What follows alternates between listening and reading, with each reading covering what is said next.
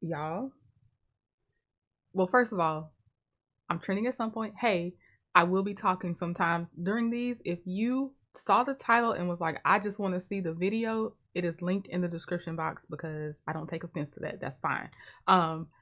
For the same person sent me two videos that had about the same title. So I thought we were gonna watch the video and then look at the update.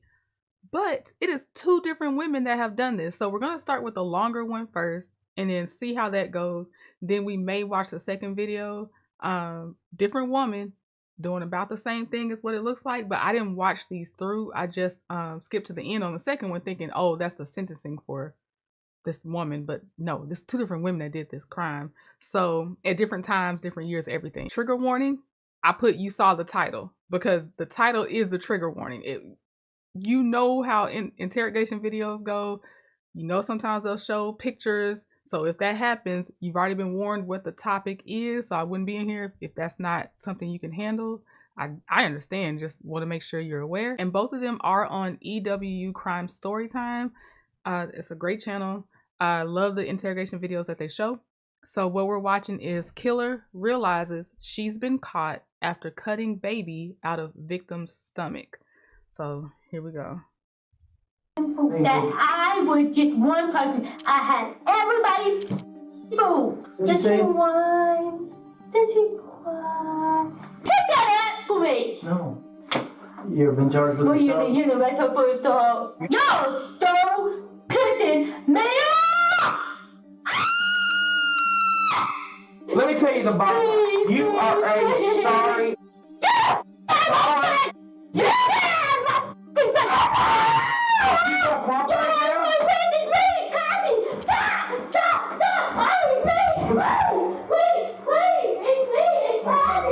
On April 13, 2011, in a small town outside of Bowling Green, Kentucky, 33-year-old Kathy Coy found herself unexpectedly going into labor while driving and was forced to deliver her baby on the side of the road. She then rushed to her friend's house, Shelley Lindsay, where Shelley found Kathy dazed and covered in blood, clutching her newborn son. As Shelley rushed Kathy inside, a wave of panic washed over her. She was holding the newborn baby boy in her arms, but realized he was struggling to breathe. She wiped away the bubbles from his nose and mouth and called 911.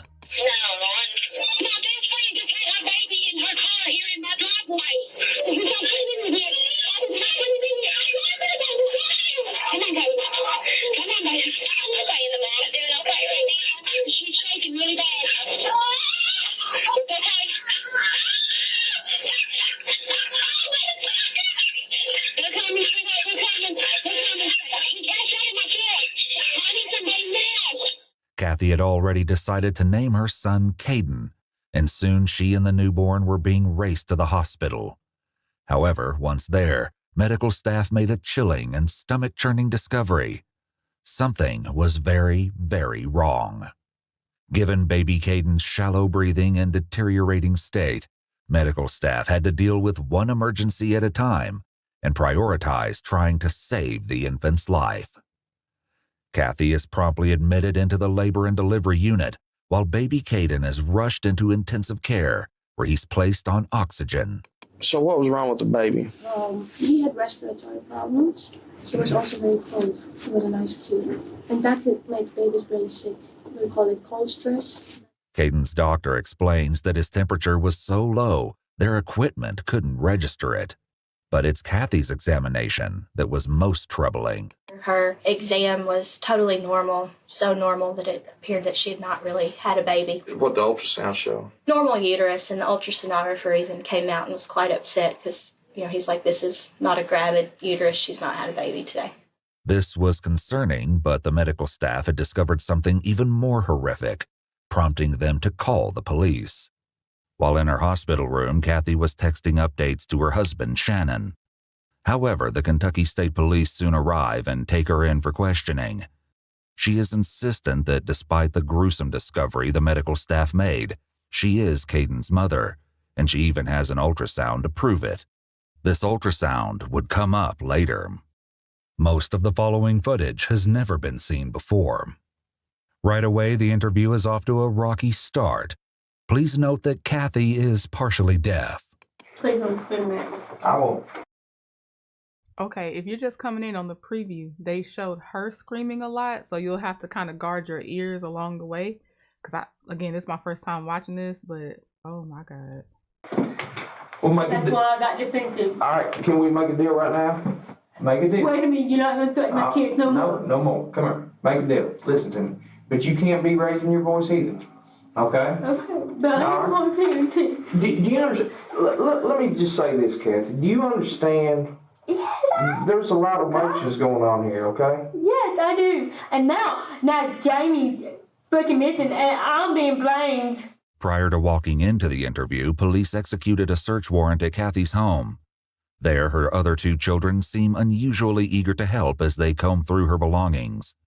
Kathy's husband, Shannon, was not their biological father, but they thought of him as their father. Without understanding the implications, Kathy's children make a comment that unsettles the investigators. According to them, their mother had spent the day with a friend who also happened to be pregnant. While the name of the friend escapes them, they know with certainty it began with the letter J. As luck would have it, the kids have a way to find the name through their access to Kathy's Facebook account. There, police find the name of 21-year-old Jamie Stice. When they reach out to Jamie, they can't get in contact with her. Just because she was pregnant, she was left at that house with Mike. In order to find Jamie and ensure that they aren't jumping to any horrible conclusions, police track down Jamie's mother, Jeannie. Have you talked to anybody that has seen your daughter since 9:30 this morning? Kathy Coy. The fact that Jamie was heavily pregnant and now missing was a serious concern on its own, but given what the medical staff found, police knew that things could be dire. Let's start over, because we're going to figure this out together, all right? Okay. And we got to start from the very beginning. When you woke up this morning, what time did you wake up? Kathy walks the detective through her day. She woke up early that morning and saw her husband Shannon off to work around 4:30 a.m. According to Kathy, close to 10 a.m., she left to meet up with Jeannie, Jamie's mother. She then claimed her plans were interrupted when she felt contractions. Before she knew it, she was in full-blown labor. Kathy tells authorities she then delivered Caden in an empty restaurant parking lot before rushing to her friend Shelley's house for help. Shelley also spoke to police, and she would turn out to be an important witness for the day's events. Okay, I was waiting because, we don't know people's names yet. We're still getting into this. So I was like, who was on the phone with 911 saying their friend was having a baby? So that was Shelley.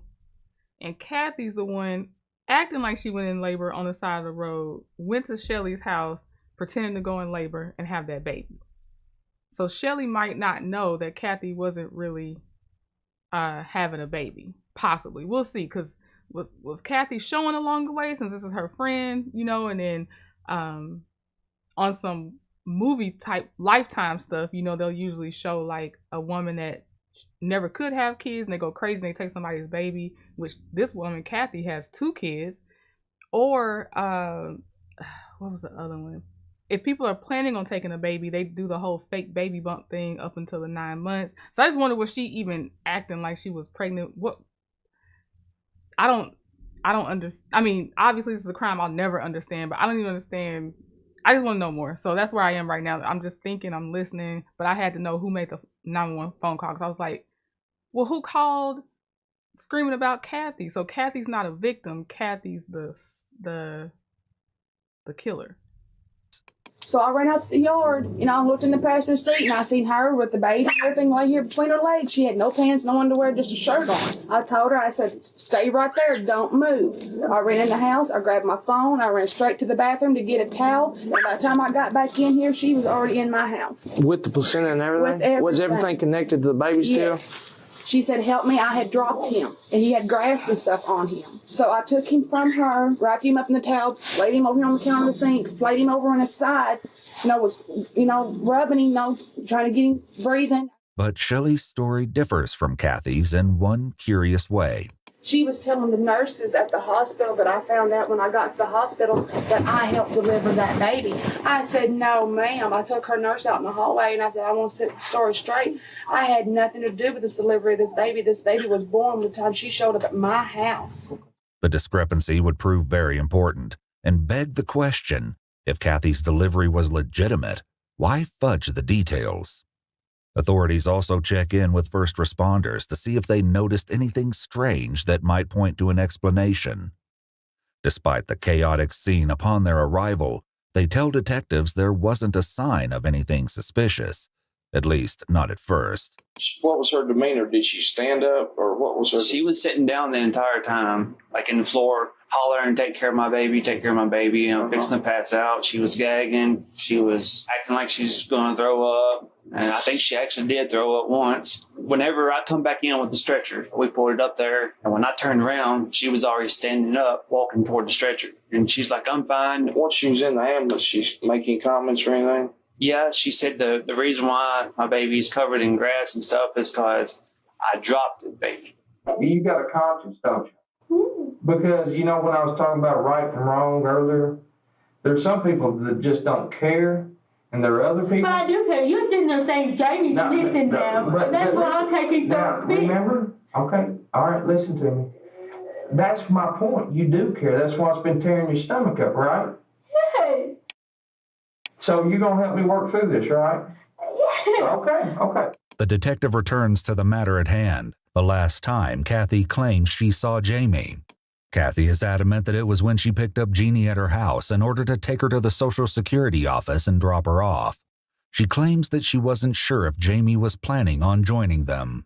You were asking if Jamie was coming with them? Or was coming out, or what? If Jamie was then come out. And go where? Why were you asking where Jamie was going? Because Jamie wasn't even where I left with her mama. She was asleep on the couch. Jeannie told police a very different story.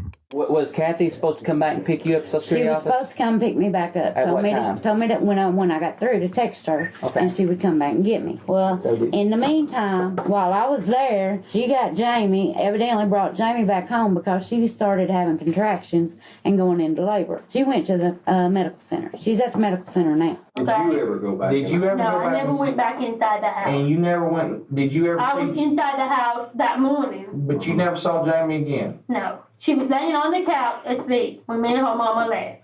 While Kathy says that Jamie was asleep and didn't join her and Jeannie at the Social Security office, Jeannie disputes this claim, saying that Jamie had been with them, and Kathy had even driven Jamie back home while Jeannie stayed at the office. You said that Kathy brought Jamie back? Yeah, How do you know that? because of this. Kathy I told asked her. Let me ask you this. Yeah, that's Jamie. All right. That's Jamie's size right there. Mm-hmm. And she was 30-something weeks pregnant. Okay. So you've known Jenny and Jamie for a few months, Oh, and they became your friend on Facebook? right. They were having a Okay. hard time. They were getting evicted What and other, everything, and her car was run down. were you helping her out or what? Trying to, yeah. I just met Kathy about 2 weeks ago. She's supposed to be getting us help with housing through some kind of BIBS organization or something. Kathy has just been caught in a lie, one of many. While Kathy told police that she knew Jeannie for a few months, Jeannie claims that they'd only been in contact for a few weeks. Even if they hadn't known each other long, Jeannie and Kathy exchanged frequent messages on Facebook over that short period of time. The Facebook messages show that Kathy had set herself up as a support for Jeannie. She told Jeannie that she could help connect them with social services and allegedly claimed she was a representative of a mysterious organization that helped. I don't know if I still have the video saved, but there's another one. It's a young black mom.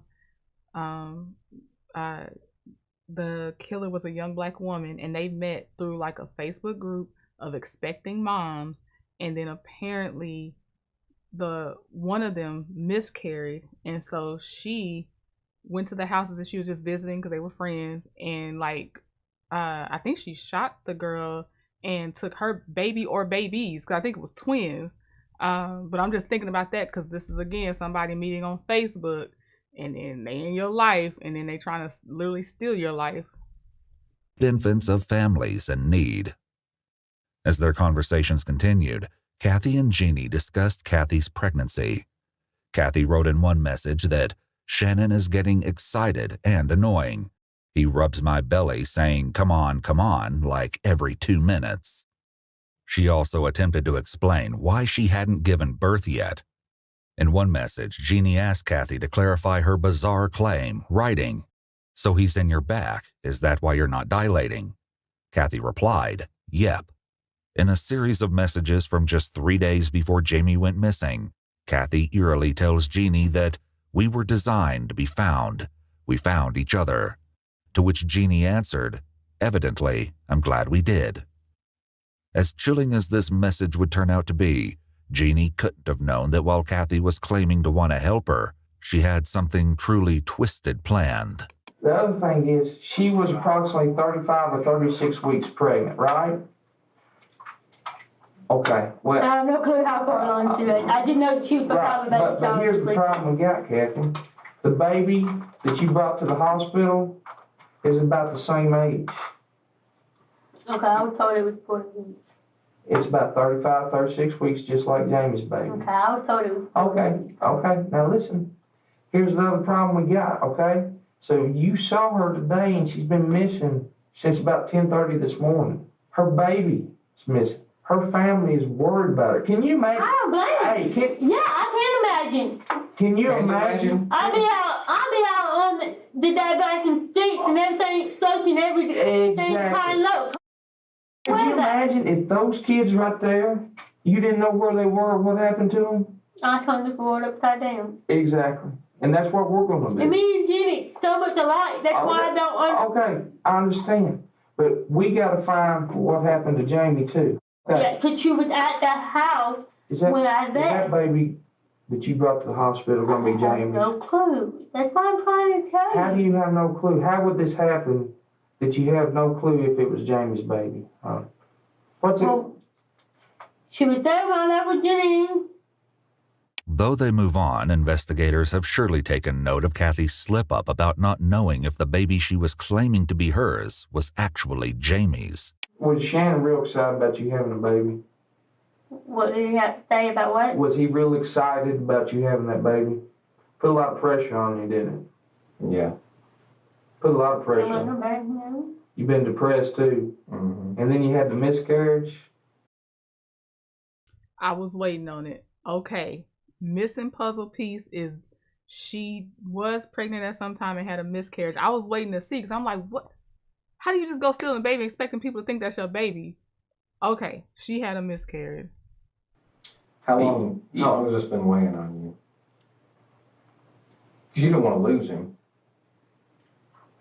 Would you do about anything to keep him and your family together? As the detective mentions, Kathy previously claimed to have been pregnant, but had suffered a miscarriage. After allegedly suffering from miscarriages in the past, Kathy was apparently at her breaking point. She feared her relationship with her husband Shannon couldn't survive another loss. Investigators spoke to Shannon themselves, and he paints a very different picture of their relationship. Have you and her been having problems? No more than any other married couple. I mean, were you thinking about leaving her or anything? Kathy decided that faking her pregnancy was the best choice. While Kathy confesses to deceiving her husband, she says that she had help maintaining her lies. I always stop by Shelley's house after I'm supposed to go to a doctor's appointment and she calls Shannon. I don't know if she knew the truth or not, but she never questioned it or anything. But I would just go in and I would tell her, well, we need to call Shannon, tell him this far along, this is what the doctor said. And she would say that she's a nurse from Dr. Neiman's office and such and such and such and such. And she'd call from a private number. And then I would just go home. When detectives ask Shelley to explain herself, she admits to calling Shannon. So she had you act like the nurse and say, we've changed the appointment date? Yes, that was it. I did that once or twice. Okay. Why did you do that? She said that Shannon would be upset because at this time I still thought she was pregnant. I thought I knew her, but evidently I don't. According to Shelley, she had no What now? I'm trying to figure out why Shelley said she went ahead and lied for her friend. I'm going back. Nurse from Dr. Neiman's office and such and such and such and such, and she called from a private number, then I would just go home. When detectives ask Shelley to explain herself, she admits to calling Shannon. So she had you act like the nurse, say, we've changed the appointment date? Yes, that was it. I did that once or twice. Okay. Why did you do that? She said that Shannon would be upset because at this time I still thought she was pregnant. I thought I knew her, but evidently I... That's not an answer then. If you're the friend and you don't know your friend's miscarried, you don't even know that she's trying to say, I don't want to upset my husband yet because I don't want him to know I miscarried. So what other reason are you pretending to be a nurse if she didn't, if at the time you still thought she was pregnant? You didn't have any clue she miscarried. So why wouldn't she just actually have the nurse that she would have been going to her appointments for call him about an appointment? And if she missed her appointments, why would he be upset about that? Because you just have a rescheduled appointment. So I don't understand his friend Shelley and how she was like, oh, that makes sense. Let me pretend to be a nurse. I'm not saying Shelley was in on anything hurting anybody. I'm just talking right now about Shelley's common sense. That's all I'm saying. I don't. According to Shelley, she had no knowledge of Kathy ever faking a pregnancy and thought she was helping a friend keep her mother-in-law off Kathy's back. Police also spoke with Shannon's mother, Diana, and she had her own suspicions about Kathy's motives. And she told me that she was always jealous of me because Shannon's affection for me. I was his mother. Oh, yeah. No, I don't care if it's the mother-in-law that she was saying, please friend, help me. I don't want the mother-in-law fussing about me missing appointments or appointments being rescheduled. Her friend is too long in the tooth to think, fine friend, I'll impersonate a healthcare provider for you. No. Despite her attempts to fake her pregnancy, it seems that not everyone was convinced. As it turns out, Kathy's pregnancy was a hotly debated subject in her inner circle. According to one friend, Kathy appeared to be showing late in 2010, but seemed to be shrinking in the months since. Another admitted to doubts after Kathy repeatedly rescheduled planned C-sections. Diana, Shannon's mother, also had her doubts. What was your feeling on her? Be honest with her. She wasn't pregnant. You knew it all along? Or? Well, I figured it. I didn't know for sure. To sell her lie, Kathy got her hands on an ultrasound photo. The version she showed police was identical to the one she showed her husband, Shannon.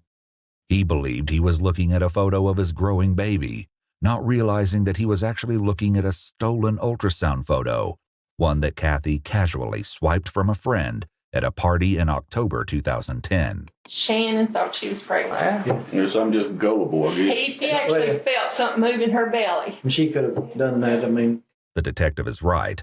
Kathy brought home a fetal heart monitor. Somehow she convincingly faked a baby's heartbeat for Shannon. She also had him place his hands on her belly while she moved it, mimicking a baby kicking. As police would soon learn, this was only the beginning of what Kathy was capable of. Kathy knew that at some point, lies and phone calls wouldn't cut it. Eventually, she'd need an actual baby. But no one could have imagined the lengths she would go to in order to make this happen. As a precaution, police requested to look through Jeannie's house for any sign of her daughter. And when they did, they were surprised to find Jeannie's boyfriend Mike hiding from officers in an upstairs bedroom. We're looking for your daughter and you're hiding your boyfriend upstairs. Do you know where Jamie's at? No, sir. When's the last time you saw her? Listen, we're going to take a ride. Come on. Finding the whole thing suspicious, police immediately separate Mike and Jeannie, then grill them for answers. You're going to have to explain something for me. Just explain to me why you lied about it, and I hope it's a good reason. Because he's in drug court. You realize this is serious, right? Let me tell you something. This is real serious. This is about as serious as it gets, okay? Your daughter is real pregnant and missing. Let me let you know some other news. Kathy's not pregnant. Kathy's not pregnant? No. Now, you going to help us find your daughter? Kathy Coy's not pregnant. No. Outside, Jeannie's boyfriend also struggles to come to terms with the news. Here's the deal. Okay. Explain to me if I got this wrong, because I was in the chat. Are they saying that Jeannie, the mother of the victim Jamie, that is on the screen right now, chose to lie about where her daughter was because her daughter's boyfriend could be in trouble because he's in drug court? because I still would need to know where my daughter is. I don't care about your boyfriend. Like, so she's hindering the mom of the victim is hindering an investigation. Your pregnant daughter is missing. They're showing up to your house because something is suspected to be seriously wrong. What? Tell me if I got that wrong. Did I come up at the wrong time and that's not what the mom of the victim did? Because that's what it sounded like when I started paying attention. Kathy did not have a baby. What? Kathy has got somebody else's baby. You tracking with me? She didn't have no baby with her today. You ain't listening to me. Kathy did not have a baby. Okay. Jamie is missing. Hey, she's pregnant. Kathy did not have a baby. Oh my God. Do you see where I'm coming from here? Yes, sir. So what are we supposed to do? Nothing? Sit and wait? All the you hear about on TV, people stealing babies and all that? Yeah, surely not. Was that girl going to be able to give that baby the kind of life that baby deserved? The interrogators leave Kathy alone in the room, and her behavior takes a very strange turn. But this is only the start of her bizarre antics, because things will really go off the rails soon. I can't believe you're missing. You've got to talk to him. You've got to call your mom. You've got to do something. Totally getting blamed for everything. If you're listening and can't see your screen, Kathy is in the interrogation room looking at a photo of the victim, Jamie, talking to the photo saying, you need to call your mom. I don't know what's going on. You know, they're worried about you. She's looking at a photo of Jamie, knowing what she did to Jamie, but just for context in case you can't look at your phone. Ain't taking no fall for nothing. We know good and damn well you're okay. Or you was. They believe I've hurt you. I'm not capable of hurting any damn body. You gotta call your mom. You gotta help me out here. I can't go down for this, Jamie. I've got 2 kids. I've got to go home to 2 babies. And you pick today of all days to disappear. Jamie, please call your mama so I can go home, please. Kathy is growing desperate, and things are about to get even stranger. Okay. Talking to Jamie. Talking to Jamie? Yeah. I know you're talking to Jamie. Yeah. There's been some new things that have come up, and I'm going to tell you something, okay? Okay. The evidence clearly shows that that's Jamie's baby. And also the evidence clearly shows that you're the one that took that baby from Jamie, okay? I didn't take that baby. Now, just listen to me for a second, okay? I'm not... Protect your ears. At some point she yells, just saying that for people that came in after I gave the other warning. But she yells, so the volume is going to be crazy eventually. I don't know what minute mark, but it's going to be crazy. I'm not yelling at you. You don't yell at me, okay? Let us fill this out for you. We also know that Jamie was in the car with you today, and you picked Jamie up at her house. Listen, we got eyewitnesses that saw Jamie get in the car with you. No. Yes, listen to me. We already know that. We've already confirmed that. And we're going to confirm that that's Jamie's baby through DNA. That baby couldn't have made it alive from Plano Road to Reedyville Road up there in Butler County. It couldn't have made it alive. It was just born. You've got to start being honest with us. And we know the truth. And the truth is coming out. She was. But you keep saying she was. She was alive and kicking. But she's not anymore. She's not anymore, honey. It still had the airways blocked. They had to clear the airways, okay? That means that baby was just born. There's a very disturbing reason investigators have come to this conclusion. How long do you think we've been doing this? Look, I know I'm going down for this, but I don't go to jail, okay? You lied to us. You planned this. No matter which way I go, it goes back to you. Right. Because right. Listen. No. I want you to look at that. I want you to look. I'm not haunted by her. I know she's missing, but I haven't done a damn thing to her. You took her baby. You took her baby, didn't you? Look at her. Look at her. I'm looking at Jamie. She's a beautiful damn young girl. She's not here anymore. Now where is she? Tell us where she's at. And we're done. Tell us where she's at and we're done. I don't know where she's at. Kathy eventually told the detective a bizarre story to explain where the baby at the hospital came from. She claims that after the doctor told her that her own pregnancy was no longer viable, she was outside the office when a woman named Ashley saw her in distress. Kathy then stated that Ashley offered to sell her a baby for $550. Young lady, there is no way that you've been riding around here and all of a sudden, poof, here comes Ashley, and poof, here comes a baby. That does not. Okay, so Kathy doesn't understand that modern medicine and modern technology exists, because Kathy thought no one's gonna do a DNA test. No one knows what a baby looks like when it's just been delivered. No one knows what a woman's uterus looks like if she actually has or has not delivered a baby. I can't remember what else, but Kathy is living in her own world, and it sucks because Kathy has taken 2 lives. It sounds like Jamie, the victim, and then the baby didn't make it. Happened. We know what happened. We got eyewitnesses. We got Jamie's baby, okay? It didn't magically appear in your arms, sweetheart. You know what? You probably think that you paid for this baby. No, I've been given money.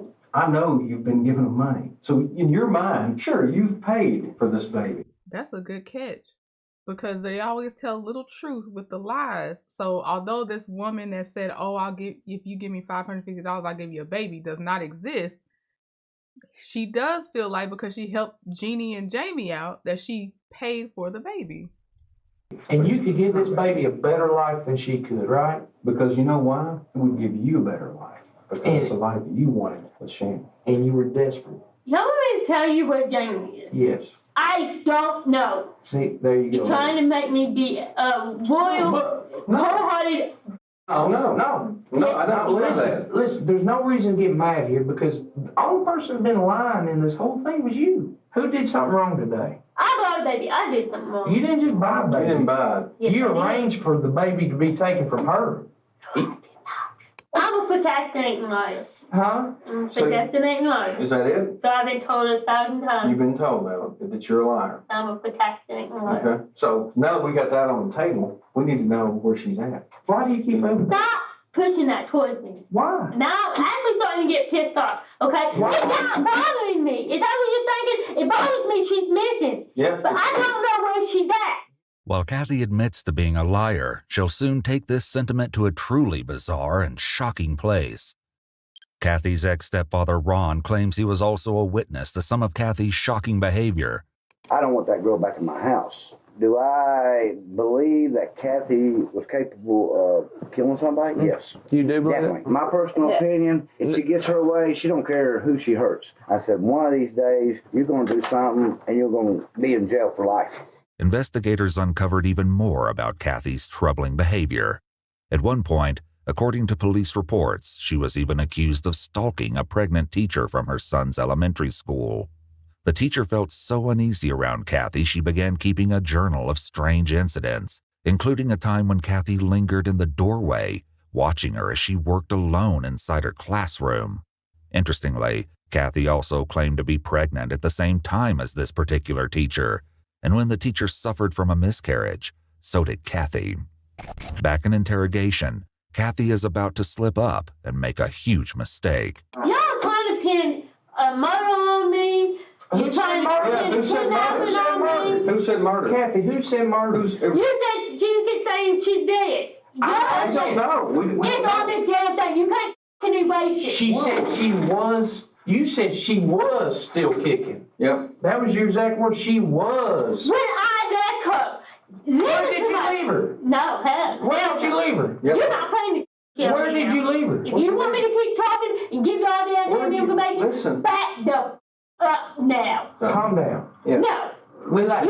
Listen to me. Listen to me or I'll shut the ass. Thank you. Kathy, listen to me. Now I'm telling Who's you. yelling? No. Who's you yelling? listen to me. Who's right yelling? Is that the now. rage Kathy? you use with Yep. Is that the rage? And listen Is that to what me. you You did? want me to keep talking? Is that what you Shut did? up. Okay. Are you Shut gonna talk? Are you Is that gonna what talk? you did? Y'all got to Did you tell her to shut up? 1, Did you tell her to shut up? What are you gonna do, honey? 3. Say another word. I'll quit talking. Well, are you gonna tell us the truth? Shut up. Are you gonna tell us the truth? You're trying to pin a goddamn murder. You said that she was Are you dead. gonna tell us the truth? Hold on. Okay? Are you gonna tell us the truth? I told you the truth. I said she was alive and kicking when I left her. Left her where? Where'd you leave her? I told you at the goddamn apartment, but she was with Ashley. No, see, No, that's different. Yeah, now it's different now. I don't know what she's at. The detectives jump on Kathy's slip-up for one very good reason: the disturbing discovery the medical staff made at the hospital, the one that prompted them to call the police. Dr. Sarah Mangold explained one of several horrific things they uncovered when Kathy came to the hospital. I left the room and then went and looked at the placenta, and that's when I noticed that the placenta had a uterus, tubes, and ovaries attached to it. And when people deliver, only the placenta comes out. All the other stuff remains intact. So when you seen that, what did you think? Jesus Christ. I'm sorry, what? Oh my God. And I think, we'll see if they say it again, but I feel like this is the one, because, you know, she's pretending to give labor. I think this is the one where they worded it that she stuffed the victim's, you know, inner things into herself. Oh, she is disgusting, deranged, and EW usually tells if they got time and if they were found guilty and stuff at the end, but this is wild. It had to come from somebody else. Dr. Mangold also noted cuts to the vital organs, which made them suspect the unthinkable. The baby had been cut from his mother's body, along with her uterus, fallopian tubes, and ovaries. But something like this wouldn't only put a mother in danger. Whoever did it would need to work fast to make sure the baby could even survive. If the mother was deceased, how long do you think it would take before the baby would have suffered or been in trouble? If a mom codes and cardiac arrest and you do a C-section, you've got 5 minutes from the time of the cardiac arrest to get the baby out. According to Dr. Mangold, disruption of the mother's heartbeat would cause vital blood flow to the baby to cease, blocking its oxygen supply. How long would it take somebody untrained, though, to make that cut and get that out, would you say? Yeah, cutting across like that, I mean, she's mimicking a C-section. I would think it would be hard to get it out. As disturbing as this information was, it was only the beginning of the alarming reveals. Before they get to more alarming reveals than that, Lord. And this is what, okay, this is a woman that supposedly she miscarried. She befriended someone on Facebook to get close to them to eventually take the baby. And she came, okay, none of this is right, but I'm just saying, for someone that's supposed to be planning on lying this long, she came with a box cutter, and she also didn't even research getting a baby out where the baby will survive. And you know what I'm saying? Like, it's just, everybody's life is lost for no reason. Because I feel like at the beginning, at least, unless the detective's just telling her that to see if she'll talk, he said the baby didn't make it either. But it's like just bad lying, bad planning, bad motive, obviously, bad execution. How does she and so the 2 children she already has is not by her current husband. So I'm guessing she was desperate to give him a baby that they had together. But that doesn't make sense now, because you're taking a baby that he didn't make. So what is the point of passing off another baby anyway? It's still not his DNA. It doesn't matter. So many questions, and she has convinced herself of some things a little bit, I think. But obviously, I know she knows what she did was wrong. But I feel like she's repeated some lies to herself to get herself to believe certain things. Just like they say, some women can convince themselves they're pregnant to the point that they actually have pregnancy symptoms, and there's no baby at all ever that was in their body. So I just think that there's a few things going on. Take me down for that goddamn shit. Take you down? What do you mean? What if we try to get you help? Yeah. Like you keep screaming. What if we try to get you help? You give me help, I'll bow down and I'll kiss your fucking white, okay? Because I know I need it, okay? You do need it. So let us help you. Yeah. Now listen to me. I know I need help. I need to be in a psychiatric ward. I know that. Okay, then tell us what happened. I'm crazy. I'm goddamn depressed. I have a temper. Kathy makes sure to say that she knows she should be in a psychiatric ward, perhaps setting herself up for a story she's concocting. And as you'll soon see, things will take a shocking turn where this claim is concerned. I don't know where Jamie is. You're getting frustrated with me. No, I didn't see it. No. Guys, see, okay? You're getting frustrated with me. I know all the damn signs, okay? Listen to me. No, I'm worried. And I want to get you help, but until you come completely clean with us, I can't get you help. It may not have been murder. Was it an accident? Did it accidentally happen? Did it accidentally go too far? My fucking way.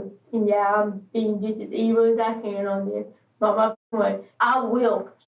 Y'all try to take my kids from me. Nobody's talking about your kids anymore. Nobody is. Try to pin that goddamn murder on me. Watch me be dead. Murder? You keep saying that. murder. Y'all keep saying she's dead. Y'all don't deny what y'all been telling me because I'm not denying what I told you. We're asking you. We don't know what happened to her. All we You know keep saying I was the last one with her. You were. Okay? That y'all can verify. Listen. Then you're going to have to verify your Stop word. shaking your damn head at me. You say that one more time to me, and I promise you, What? things are going to change. You walk in the hospital up there with her baby in your arms. And when you walk in there with the baby in her arms, she's got all the inside parts that belong to Jamie. Okay? They're there. I mean, there ain't no denying it. Now that she's been confronted, Kathy's story will take a turn for the truly bizarre and unbelievable. Okay, before they go on, that means it was a different woman that I saw that put another woman's insides inside of herself. Unfortunately, it has actually happened, but it's not this one. Damn.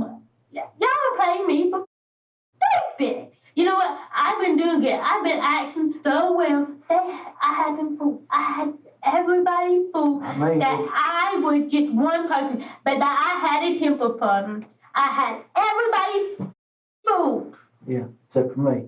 This appears to be Kathy's attempt to act as though she has another personality, Ashley, and the attempt is strange, to say the least. Y'all keep asking me like I care. I know you don't care, but Kathy does. Tell us for Kathy. Kathy don't know what I want to know. No, I do. I know you do. But who's going there for it? Both of you. Hell, I know where to go. Both of you. If you care about Kathy and you want to see her get some help, listen. If you care about Kathy, I swear he's the deaf one. that happens. I don't care. I didn't ask you if you cared, but Kathy does. Please. Tell us where Kathy put her. Isn't that how she does? Kathy's one going down. Ain't that what you Did she said? whine? Did she cry? You hate me. I don't give. I don't hate you. I don't give. See, the thing about me, I don't care who I pissed off. Her damn little one is. Ashley. Yeah, she needed. Shut up. Okay, I'm talking. Thank you very, very, very much. Let me ask you a Okay, question. shut up! Let me ask you a question. No, shut up. Shut up. Question. Let me finish what I'm saying, and then you can talk. Okay? Okay. Thank Go you. Thank you. Now, she goes what her husband says. She can't live without him. Okay? So they fight all the damn time. Okay? Their kids are smart. Y'all leaving? Yep, we're going to leave again. See? No, I'm not done talking. I was actually trying to talk. Y'all so pissing me off.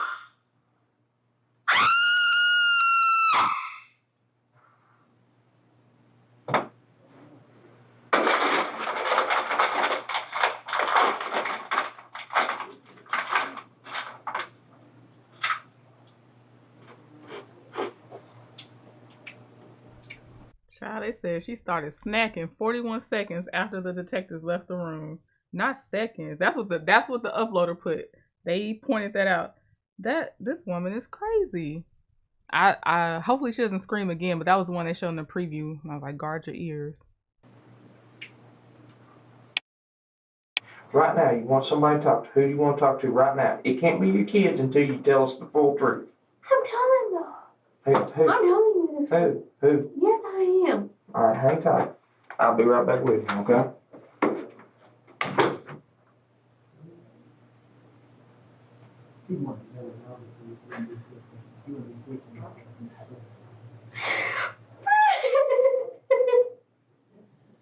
Kathy's own children would reveal a chilling story about what their mother was capable of.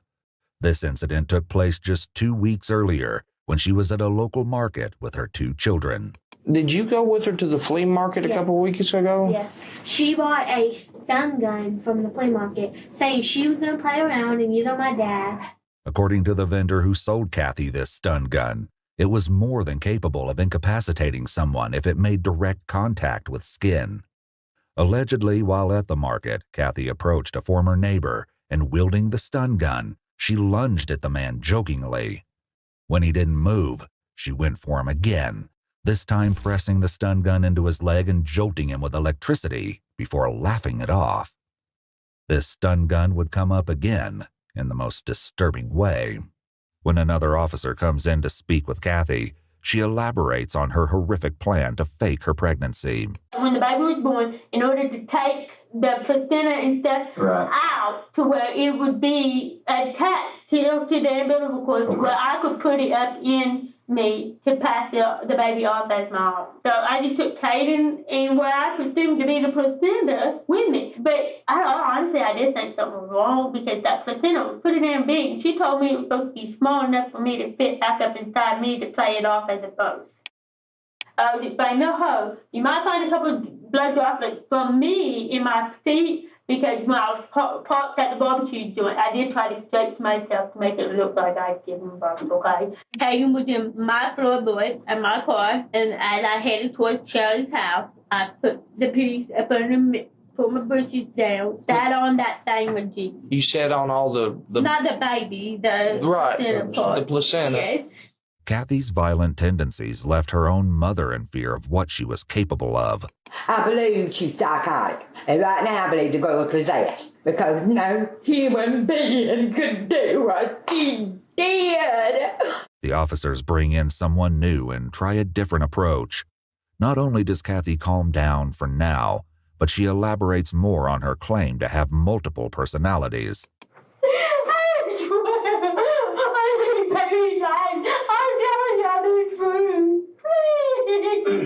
All right, Kathy, you're the one I want to talk to.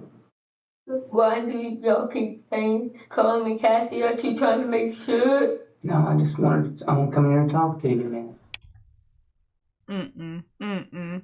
If she already had multiple personality disorder, those personalities, because it is the thing, those personalities would have shown up to her husband, her kids, her mama. Like, that don't just happen now that you're in the interrogation room. So unless they talk about a history of like she literally disassociates and she literally has, where there's different, I'm gonna say people, but you know what I mean, like I'm gonna say personalities in her head, that would have manifested well before she did this. See, she does need some mental health care, but she is also just laying it on thicker. Like, she knows right from wrong. She might have some urges that apparently she can't control, possibly, but I feel like, I don't know what they're gonna say at the end, but she needs to be tried as a capable adult. Like, not the one they say you can't stand for trial. She needs to be tried and then also be treated, but she needs the sentencing of whatever happens when you do a crime like this, and she can also be treated, because no, she knows. That's why it's all the lying and stuff too. And all of a sudden, here comes the personality they named Kathy. All of a sudden, if her parents and her husband and her kids ain't said that she ever showed that, that's just lying. I've got your car out there. Okay. Got your Toyota out there. Take my Toyota. Yeah. And it's got Jamie's blood all in it. Okay. It's from the placenta thing. Well, listen to me. I've got her bloody fingerprints on it also.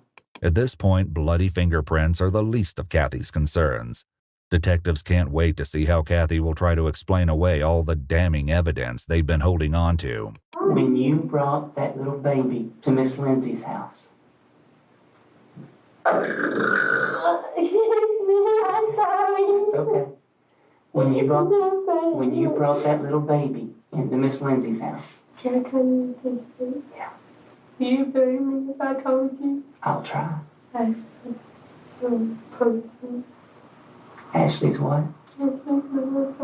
Ashley's not a person. You don't think I'm don't make me please don't make me. Don't what? Don't make me mad. Don't make you mad. I don't want to make you mad. But just please you don't think I'm so crazy.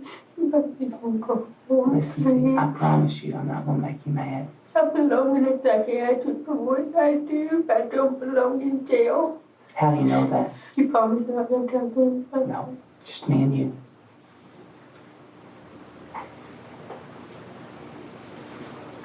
Ashley what? Inside. Ashley's inside you. She comes up when I'm mad. She comes out when you get mad. They think I did it. I didn't do it. Ashley did it. How did she do it? Yeah, you did. Yeah, she's in you. It's in here. It's in here. I've been called bipolar. Okay. But my family, everybody notices that I have like a split personality. Split person. This is what pisses me off too. For the people that actually suffer from being bipolar, having multiple personality disorder, from being schizophrenic, these people that be putting their crimes off on what they did and blaming it on the mental illness puts the stigma on people that actually have mental illnesses, and they're not violent like that. Like, that's not a norm, that's a rarity. And she's just increasing the stigma of, if someone says they have this, now you think that they're a violent person, they can't control their violent tendencies. And that's not even how most of it ever is. Like, so she's pissing me off with that too. When you have split personalities, you can remember, you can know what the other one knows. You can't stop her. You can. The right medication can stop her, honey. When she comes through, I have feels almost like a blackout. I don't know. I can be driving down the road and not remember how I got from one place to the other place. I would be sitting there talking to my kids, and then all of a sudden they're gone. I'm like, well, why did you walk off? My head hurts bad. You know why? She's trying to keep you from telling me. We already know you killed her. We're just trying to figure out. Somebody's gonna pay for it, right? Well, not necessarily. No. And they're trying to say that I know everything, that I did this, I did that. I just want to go home to my kids. I know you do. Though Kathy had lied to Shannon in her attempt to fake her pregnancy, investigators were disturbed to find out that she hadn't lied to everyone in her life. When speaking with police, Kathy's daughter revealed an alarming twist. Did she ever talk about being pregnant to you or about losing the baby? About the miscarriage? Yeah, she said she had lots of baby and that she was thinking about kidnapping a baby. She asked me for help and I said definitely not. Then she said she was just playing around. She said she told me that because she said she trusted me and stuff. And that not to tell my dad. What kind of help did she want you to do? I think she said kind of knock a person out and then kind of take a baby. And Kathy didn't only try to enlist the help of her daughter in her sick scheme. She also asked her son. She said, just hypothetically, if I was to want to commit a crime, would you help me? And I asked her, I said, what kind of crime? She said, theft. If I was to rob something, would you help me? I said, probably not. That don't mean I'd turn you in. I probably would, but because you're my mother, I would hesitate. She said, all right, well, what about murder? No, I told her, I said, absolutely not. I would never help you with something like that. But you don't put me in prison. Why would I put you in prison, hon? Because Jamie. What about Jamie? If you thought this story was already shocking, what happens next is completely bizarre. She went to the gas station. Around the gas station. It's okay. Hold on. She's trying. It's coming. She's trying. She's trying because you're coming clean, sweetie. Please don't. If this woman is faking like she is now a psychic or someone channeling a person that passed away, a medium or whatever, she is trying everything in the book right now. She is literally just trying everything and thinking she's about to fool somebody. Please don't back away. Please, I don't will. Please. You can do this. You can do it, sweetie. Fight through it. You're stronger than she is. After several interviews, many people in Kathy's life say the same thing. She had no history of going by other names, nor did she show any signs of multiple personalities. However, one person close to her would eventually share a different opinion about this. Get the story ass bastard back in room. Which one you want? I want the smart ass one. You did it. You happy now? She begged you, don't bring me out. Didn't she? Yeah. She won't tell you. She knows she's going down for it. She's not going to tell you. There's nothing to go down for. Is this the other personality speaking again? Personality speaking again. Is that what this is? Because now she's speaking in third person. Oh, but she is. Oh, hello, smart. Hello. Did you call? As bizarre as all of this is, Kathy is attempting to distract detectives from the heart of the matter. What happened to Jamie? The truth of what Kathy did is even more disturbing than her bizarre outbursts. Let me tell you something. I know how to kill. I know. Pick that up. Before you hurt Pick that up. No. Yes. Before you hurt your... Pick that up for me. No. Talk nice to me, and I'll help you. Talk nice to me, and I'll talk nice to you. And I'll throw it at you if I pick it up. I don't care. You ever been charged with Well, assault? you're the right for assault. I might. How many detectives have they sent to talk to her in this one session? Because I see the shirts are changing. I feel like he might be, unless he was in there before, I feel like he is number 4 because there was 2 in there before. Way totally different personalities from how he's responding to her. And then there was the one that we just saw in the blue shirt and now him. There's one more charge. I just think you're very smart to know who I am. I understand you. You're the first. No, everybody kept saying that, oh, Kathy has personalities, but no, it's me. Listen. But you're acting like I give a I ain't saying you. You're tired of talking about this, ain't you? You want me to go pee? Tell me where she's at and we'll go pee. No, I have to pee and I'll piss on myself. I don't care. Pick it up. What did I get for picking it up? Talk to me about Jamie Stice right there. Tell me where she's at, and then we'll talk about whatever you want to. She could be here, she could be there. But where is she? You know. Yeah, I do know. You do know. Hmm? Does it matter? It does to me. Are you gonna cry? Hmm? Are you gonna cry? No. But her mama's crying. You're right. You're really happy you figured this out, aren't you? Mm-mm. Yes, one copy. You're smart. I'll give you that. You're smart. I ain't that smart. If I don't tell you where she's at, you can't do the goddamn thing to me. It's done, baby. It's done. You can't do anything. I don't need to find her. The only reason I want to find her is for her mama. Can you prove she's dead? Most No, definitely. you cannot. Most definitely. No, you cannot. Yeah, I can. No, you cannot. Do you think you can cut the whole innards out of somebody and then not die? I mean, think about it. You had her uterus, you had her ovaries, you had her fallopian tubes. Do you think somebody can survive with their abdomen split wide open with all that? And they said some of her vital organs were a piece of them were attached to that as well, because she's not a surgeon. She just cutting stuff. Internal cut out. I mean, really? Or you're smarter than that. She did. You're smarter for about 5 minutes. No. For about 5 minutes. She lasted longer. How long she last? It don't matter. Maybe 10 minutes. But you know when they're just sitting there flopping like that ain't life. All that is just nerves. That gasping for air, that gurgling sound that you heard, that bubble she was blowing out of her nose and her mouth. She never blew any bubbles out of her nose. She never blew no bubbles out of her mouth. And all that blood, they can't. So she just okay. I don't know if she meant to, but that sounded like you did see her last moments to see what she did do before she passed away, because she didn't deny her body was flopping around. You know what I mean? She denied she never had blowing bubbles and all that stuff. So she's admitting I saw her in her last moments, because why are you specifying that part about what he said that she could be doing when she dies? Came out. She didn't bleed a whole lot either. Well, there's a lot of blood in that car. Due to the precision of the cuts on the vital organs and Kathy's choice to keep the umbilical cord and placenta intact, the medical team agreed this wasn't likely done without significant research and forethought. Did you cut her across, or did you cut her up and down? She was in the claw when I did it. I know she wasn't. The blood in the claw. It's from the baby. I don't care what y'all know about split personality. Guess what? I know how to block. I'm done with you.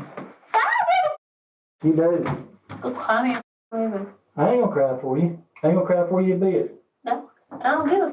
I know you don't. You got anything else? I don't care. You got anything else to say for me? What are you gonna do? What are you gonna do? You gonna cry? You look like you're about to cry? You got anything else to say to me? You know who's gonna go down. Ashley, you got anything else to say to me? Who? Ashley? You gonna tell me? No. No? No. No? Okay. Well, part of no, don't you understand? Okay, good question. Okay, so who is this? Hold on. Ann said, I just joined. Was the lady, the victim Jamie, drugged? How was she able to subdue her? This woman went and bought a stun gun from a flea market that she then used on her neighbor that happened to be there. She like juked him once, he didn't move. She did it again and actually stunned him in the leg. But yeah, she bought a stun gun to incapacitate the victim.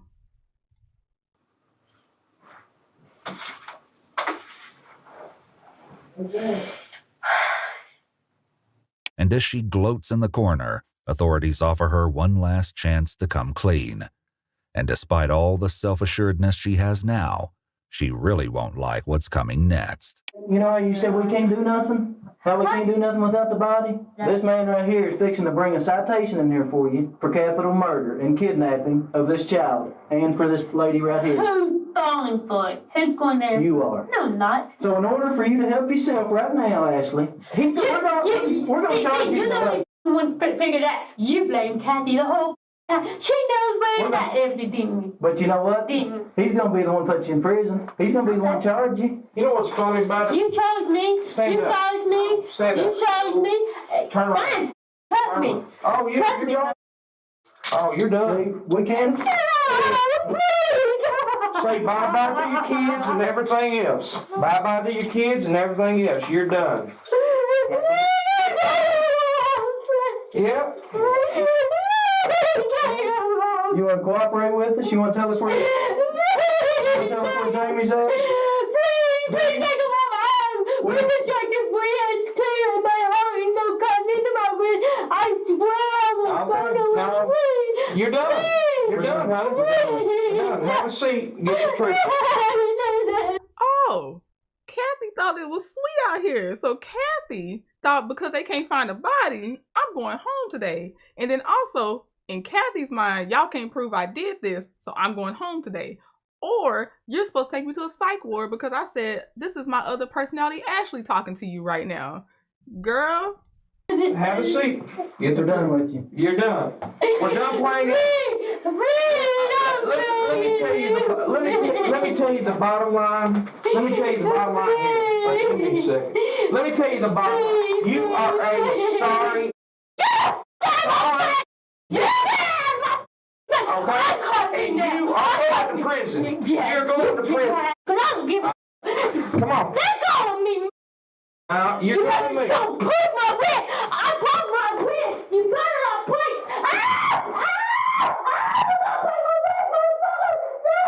Let me. This always gets me when someone hurts or kills somebody and then they just get roughed up a little bit to get handcuffs on them and it's out my wrist. What do you think Jamie was thinking when you had stunned her with that stun gun and used a box cutter to cut her open to get her baby and her organs? Like, nobody cares about your wrist. You gonna cooperate now? You gonna cooperate now?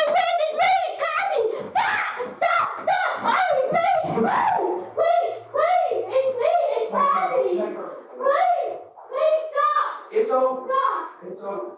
It's noteworthy that Kathy appears to have no trouble reverting from her alter ego back to Kathy as soon as it's convenient. Yep. Come on, narrator. Come on. It's real convenient. Yeah, I agree. Tell you what, when we find Jamie, you better pray to God that she's alive. Upon Kathy's arrest, she finally agrees to direct police to the crime scene during a ride-along. It's then that she finally reveals the horrible truth about what happened to Jamie Stice. They don't believe me, do they?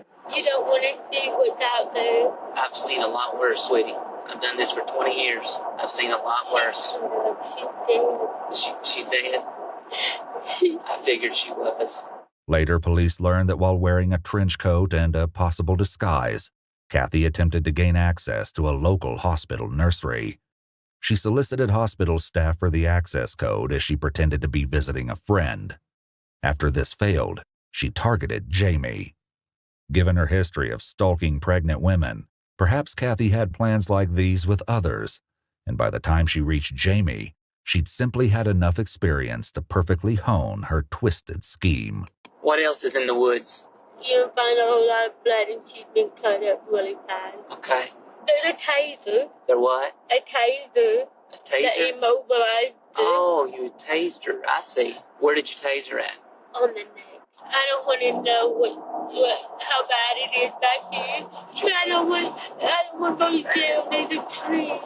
Please. I'll tell you what you want. Everything.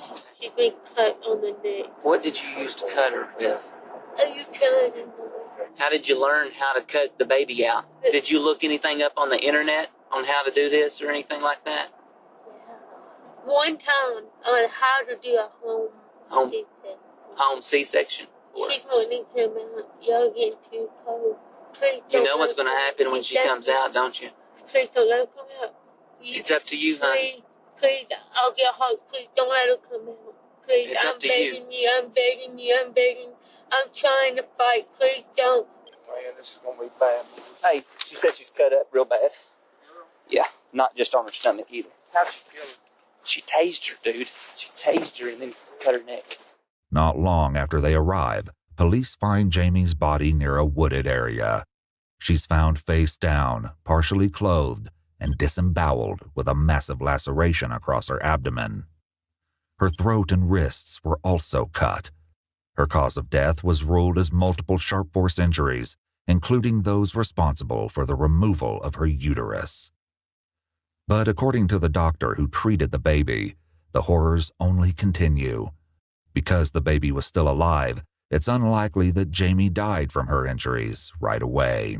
She must have died when she was still alive, otherwise the baby wouldn't have made it. Why do you say that? Because if you kill the mom, then babies can't tolerate being inside. Like, what we do is we call like a post-mortem emergent section. I mean, most of the babies don't make it, so even a few minutes with mom being dead, the babies don't make it. Kathy was charged with murder. Following this, Kathy's children were given handwritten notes from her full of half-truths about the incident and were later sent to foster care.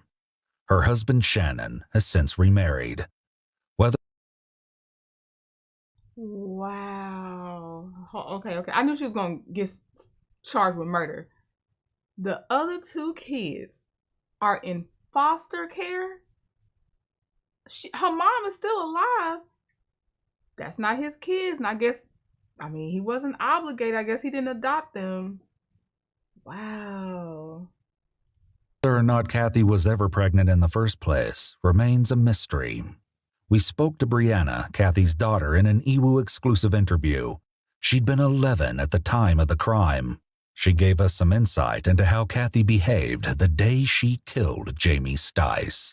She acted completely normal before the incident, but her acting normal prior to what happened definitely did throw me off, because when I found out what happened, I was shocked because she did not act like anything was up in what way whatsoever. Then we got told about what had happened, and it was like everything broke loose. The first time in a long time that I saw my stepdad, he was crying, but not in that way of, losing her, but mostly that how could I have not seen what had happened? That I noticed that it was fake tears. He was not really upset.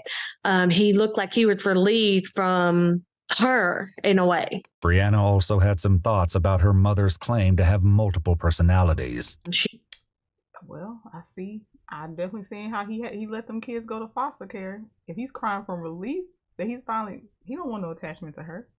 She's not an actress or an actor. I do believe that she has a multiple personality disorder.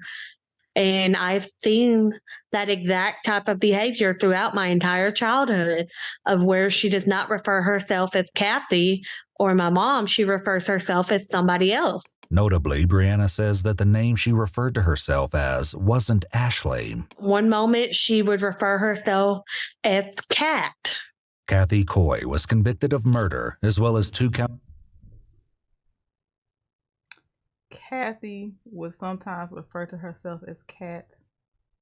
Was there another name that she used? Because that's a nickname. Counts of kidnapping, one for an adult and one for a minor. In 2011, she was sentenced to life without the possibility of parole for her crimes. Against all odds, the infant Kathy mercilessly ripped from his mother survived. He was named Isaiah Reynolds, with his middle name as Stice in honor of Jamie's last name. He now lives with his father and sees Jamie's family regularly. Okay, so I'm sorry if I said it out loud before. I thought the detective said it. He must have just said that to Kathy to get her to confess, because he said the baby's not making any noises because it's dead. But he lying for interrogation reasons, they can. So that's where I got that from. But I'm glad the baby did make it. I am very happy about that. This one that I thought was a follow-up is a separate one. So this is the last one. Similar title. I didn't watch it, so I don't know, but it says fake mom walks into hospital with baby ripped from victim's stomach. So this is a different one. Same trigger warning. Help, please. I'm downstairs. Okay, who cut you? This girl I was wanted to return to look at. I'm pregnant. How far along are you? 7 months. She got me on my stomach. Can you grab a towel or anything you can get in your hands and put it on your wound and press? I'm bleeding out. On March 18, 2015, two pregnant women meet in a Colorado apartment after connecting through a Craigslist ad for maternity clothes. But the encounter turns into a savage ambush, resulting in bloodshed and violence. Did you have a C-section today? No, she just came out. Is there a probability that the baby won't match you? No, she's mine. The following is based on official police records, and most of the footage has never been seen before until now. At 2:30 p.m., Longmont 911 dispatchers receive a call from a woman struggling to remain conscious. Green, please. I can't understand the street. Green, please. Green place. Green like the color? Yeah. Tell me what happened. She cut me. Who cut you? Downstairs. I don't know. Okay, hold on. I responded to. Hang on. Hold on. Please. I'm downstairs. Okay, who cut you? This girl I was wanted to return to look at. What did she cut you with? A knife. I'm pregnant. She got me on my stomach. Okay. I'm afraid. She cut you in your stomach? I'm pregnant. Okay. What is the suspect's name? I don't remember. I'm bleeding out. I know you need to stay on the phone with me, okay? I'm getting everybody to you, okay? With first responders on their way, the dispatcher tries desperately to keep her talking and collect vital information. I need you to can you grab a towel or anything you can get in your hands and put it on your wound and press? How far along are you? 7 months. 7 months? Okay. Are you alone in the house? I don't know. You stay with me. Don't go to sleep. You stay with me. You're downstairs in the basement? And are you alone? Yeah. Okay. I locked the door. Don't you go to sleep, okay? You stay on the phone with me. Can you tell me, did she have any other weapons besides a knife? She broke a glass. She broke a glass? Did she stab you with the broken glass also? Yeah. Okay. You need to think real hard and tell me who it is that did this. Tell me the person's name. Think real hard, okay? Don't go to sleep. Stay with me. Tell me who it is. I don't know how. Everybody's on their way, okay? Is that them? Okay. Are they ringing the doorbell? She cannot get to it. Help. Got everybody coming, okay? You hang with me. Don't hang up. Are they in the house yet? She's downstairs. Yeah, they're here. Okay, I'll let you go. A trail of blood and faint cries for help guide officers to the basement of an apartment, where they discover the victim, 26-year-old Michelle Wilkins, lying on a bed and clutching her lower abdomen. Close by, a broken bottle and blood-stained knife hint at a violent encounter, but her assailant, who she knows only as D, is nowhere to be found. Michelle tells officers that she's pregnant, but to their horror, it appears the baby may have been cut from her womb. She also appears to have been stabbed in the neck. They race Michelle in critical condition to Longmont Hospital, where moments earlier another woman had just entered clutching a newborn baby girl, claiming she had just given birth at home. The woman, 34-year-old Dynell Lane, and her fiancé Dave are tended to by hospital staff. But when officers at the crime scene realize they're standing inside Dynell's apartment, investigators move in to question her story. I had my pants on, so I felt her coming out. And how many babies have you had? 2? I heard you say daughters. I have 2 daughters. Okay. By this point, Dynell's fiancé Dave had left the hospital to pick up Dynell's 2 daughters from school and wasn't present in the room. So you're not sure how far along you were? Can you give a guess? Honestly, I wish I could give you that answer. I think the first time I felt her move was in July or August. Just little flutterby's, but And what are the cuts on your hand? You know what? I don't know. I didn't even. When I came upstairs and she said that I cut my hand. Okay. Okay, was anyone with you at your house today? No, I've been by myself all day. Okay. Dynell's hand has several cuts, including one deep gash between her thumb and index finger. Why don't you let them look at that and you don't have to put the baby down, just one hand at a time. Is that okay? Mm-hmm. Are you bleeding badly? I don't think so. And you said you're not sure how that happened? Yeah, Okay. Looks like you need some stitches, and I'm not even a doctor. You need some stitches, sweetie. So you don't know how. Sorry. So she probably cut herself when she was trying to cut the woman, because you can. A lot of people, even with regular knives, they say a lot of people, they'll get cuts on their own hand when they stab somebody. Then the broken bottle, I'm sure she probably cut her hand on that. And then the victim was like, I fought back, or I attacked her back or something. So she might have something on her from that. I'm trying to figure out, why do these women think that your body's not going to tell you didn't have this baby? Like, what is the plan here? And then you go to the same local hospital they're bringing the victim to, and the victim's in your house. What is the... And I understand that you probably already aren't thinking the best because you're taking someone's life and stealing their baby. But I don't even understand the thought process that, oh, this could definitely work. You got these big cuts? No, those are some pretty big cuts. Given Dynell's claims she just gave birth, an obstetrician enters for a routine checkup. Can I feel your uterus? I just want to make sure. I'm one of the OB doctors, Dr. Nelson. I just want to make sure. I'm going to put your head down. I just want to look and see if you're having any bleeding, okay? I don't want to. You have to let her go. So what time did you have the baby? I'm sorry, I don't remember what time it was. Have you done any blood work yet? Not yet. She won't let us start an IV or something yet. Once she declines the exam, investigators waste no time confronting Dynell with what they know. Okay, Dynell, I've got a problem. There's a young girl in the apartment, and she was cut because we've got officers there right now. At my house? Yes. Do you know how that happened? I don't. There wasn't anybody there when I left. It was just me and my husband when we left. Okay. Any chance that your girls were there? No. They've been at school all day. Okay. You don't know anything about the woman that was in your apartment? No, I don't. Okay. There wasn't anybody there. Police on scene locate Michelle's phone, the screen cracked and splattered with blood. Text messages exchanged between the two women suggest Michelle was planning to meet her to pick up clothes and arrived at her home around 11:51 a.m. Well, unfortunately, I'm trying to figure some things out. Okay. And I'm going to need some help to do it. Okay. But I'm going to tell you right now, things just aren't adding up. Because the young woman in your apartment has been injured very badly. Okay. I asked if you had any visitors today because we got a call to your apartment. When we got to your apartment, we found a young lady who had been cut open. Okay?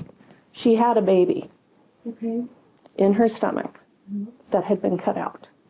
Okay? That woman was transferred here, and she arrived here probably a few minutes after you did by ambulance. Hospital staff met with Michelle's boyfriend, providing him with an update on her current condition.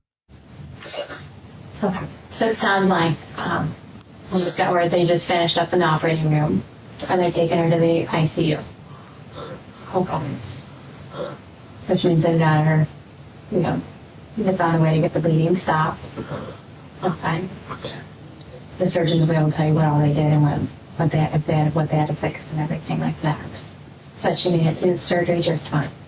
She likely will still have the breathing tube in that I put in and be breathing for her, okay? Just because she's so sick, okay? She lost a lot of blood. Can I see her? It's here. I know they're going to get her, she's going to go from the operating room through recovery to the ICU, so it's going to be a little bit to get her stabilized and all that. But I think as soon as they can, they'll let you see her. What the happened? That's why these guys are here. Well, she just physically assaulted. She was also sick. Yeah. Was she like sexually assaulted? Oh, that I don't know. By this point, the authorities were still piecing together the details themselves. However, the circumstances were enough to suspect the infant belonged to Michelle, and the newborn girl was separated from Dynel and kept under police watch. Is it your wife or your girlfriend? How long have you been dating? Well, we've been friends for like 8 years. I met in August at a friend's wedding. We hooked up. She got pregnant. He was living in North Carolina at the time, and we talked about it. And decided to try raising a kid together. Are you all advertising to sell anything online? So we were looking for various furniture. We had a lot of decorating to do. Right. And she has been doing Craigslist stuff. With Michelle on a breathing tube and unable to answer questions, investigators turn to Dynel for answers. Despite the growing evidence against her, Dynel continues to claim that the baby she brought to the hospital is her own. Is there anything truthful right now you want to tell me, Dynel? I don't know what's going on, sir. I really wish I did. I'm just about as confused as you guys are. When were you due? What's your due date? We haven't been able to go to the doctor. It's been such a mess. Do you have an approximate time? Like what month? I wish I could tell you. Did you have a C-section today or just regular delivery? No, she came out. She just came out. Vaginal? Yeah. Okay. And that was at your house? Felt like, I mean, I can't even explain it. That was Pretty quick yeah. event? I mean, I walked up the stairs. I think I was halfway up the top stairs when she came out. Was your husband home at the time or? He was on his way home and he walked in the door. I don't know. Back at the apartment, Dave pulled up in a silver sedan, only to find a strong police presence. Officers noted Dave had a large blood smear on the back of his right hand and spots of blood on his clothes. He told officers he arrived home at around 2:15 p.m. to take Dynel to a prenatal checkup. According to his statement, he explained he made it to the last basement step before Dynel appeared covered in blood, stating she had just given birth. After finding the baby upstairs in the bathtub, he raced the two to the hospital, never knowing he was one step away from the horrors police would soon find in the basement. Back at the hospital, investigators discussed the situation out of Dynel's earshot. I knew things didn't add up when she said she brought the baby in last July. She's got pictures on Facebook. They're saying she's pregnant last March. Like a year ago, March, right? Dynel's Facebook page, which lists her as an assistant manager at Once Upon a Child, contains several photos of Dynel, who appears pregnant as early as March of 2014. Officers also found registries on the bump and pregnancy corner stating her due date in November. Based on this information, officers conclude she would have a 4 or 5 month old baby by now. So you know that the blood tests are really going to confirm or deny exactly what's going on? Yeah, that's what she said.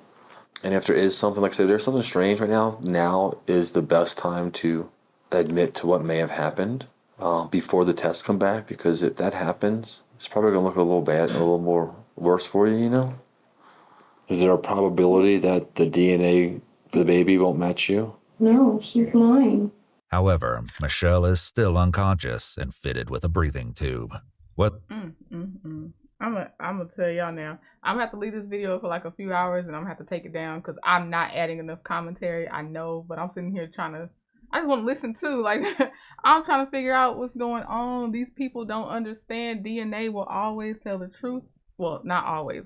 When it's taken right, it'll always tell the truth about your lies. I don't.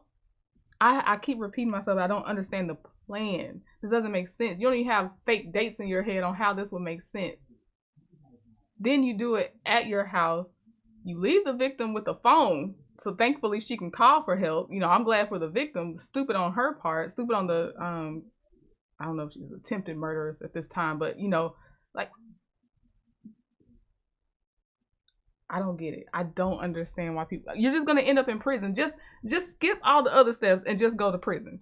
Whether investigators will hear her side of the story depends entirely on her survival. The detective makes it clear to Dynell where the investigation stands at this point. I just spoke with the nurse. You don't appear as if you just had a baby. You have a large cut on your hand that you can't explain. And we have a lot of stuff that went on over at your house that we can't explain. I don't believe that's your baby. And I need to find that out. As a DNA test threatens to bring the truth to light, Dynell braces to tell her story. However, what she reveals is nowhere near what anyone expected to hear. I put an ad on Craigslist for some maternity clothes that I had that don't fit because I've gotten a lot bigger and they just didn't fit. The ad offered the items for free. Dynell explained that Michelle was one of many who responded and that she came to the house this morning to pick them up. And we stood there and we talked about my kids and we talked about just anything. I mean, I don't know. I don't really get to talk to anybody during the day, so it was kind of nice to talk to somebody. And then the doorbell rang. Dynell explains that the mailman arrived with a package containing essential oils that she was planning to sell, which she opened with a knife. Afterward, she showed Michelle some baby clothes, but Michelle wasn't interested. I asked her, I said, I have an extra baby bath thing. I said, do you need one? And she said, let me look at it first. She said she didn't want it. And I was like, okay, well, she's like, well, I need to go. I was like, okay. So I turned around and before I knew it, she had, I think it was a knife that I had opened my box with that had been sitting on the counter. That's, I think, how I cut my hand. But she came at me and I just kind of reacted, and then we ended up in my daughter's room and she just kept trying to hit me. And I asked her, I was like, what are you doing? I'm like, stop. And I mean, defending myself, I was grasping at her and she was grasping at me. And like, I finally had gotten to the point where I had her down and I'm like, just stop. And she was just flailing, but she wouldn't stop. Like, and it just seemed like every time I would kind of get leverage, she would come at me again. She kept trying to punch me and she was like trying to bite me. What happened next? I think I choked her. It wasn't until the following day that officers observed injuries to Michelle's neck, which had not been visible when she was first found. It appeared as though Michelle had been severely strangled. It was a struggle. It was a big struggle. And I was yelling. I was trying to maybe get my neighbors to hear me. And I was trying to grab for her phone, but she, I think, had a lock on it. I'm not sure, but I was like, I need to call 911. And I strangled her because she wouldn't stop. Okay. Was she saying anything to you? I don't remember. I don't think so. She wouldn't stop. Do you have any other injuries on your person besides your hand? Yeah. Why do you think your hand is so swollen? Did you hit something or? So she's basically fully pregnant, the victim, comes into your home, your territory, and attacks you, doesn't know you from anybody, attacks you for no reason, and somehow, during the struggle, she's strangled, She is cut open. You have her baby, and you come to the hospital talking about you gave labor. You were in labor and had the baby. She attacked you. And you scared of this DNA test that's coming up that they already said they're going to need you to do. And you're refusing medical care. I think I hit her back, and I'm not sure if I hit her or the wall when I was laying on the bed and she was over me and she was trying to hit me, but she wasn't hitting me. Like, during the struggle, I think we kind of flipped over and I was on her. Dinell goes on to reveal the horrifying decision that followed. After she stopped moving, I got scared and I started thinking about the baby. I thought I killed her. I was like, I killed this woman. They always tell you not to do things by yourself on Craigslist, but I didn't. It was a pregnant woman. I didn't think anything of it. I thought I killed her, and I didn't want the baby to die too. I'm not this kind of person. I don't do stuff like this. Like, I didn't know what to do. We're not judging you, Danielle. I know. Yeah, Boss Lady Nikki said, people who can lie like that scare me. They scare me too. They lying to themselves. They lying to others. They and they assume they're gonna get away with it or they wouldn't do it. They scare me too. And so now we're on to my reason for cutting this woman open is when I had to strangle her from attacking me and I thought she died, I didn't want the baby to die. But at no point in my own home could I find a phone to call 911 to say I've been attacked. It's a pregnant lady. I don't know if she's dead.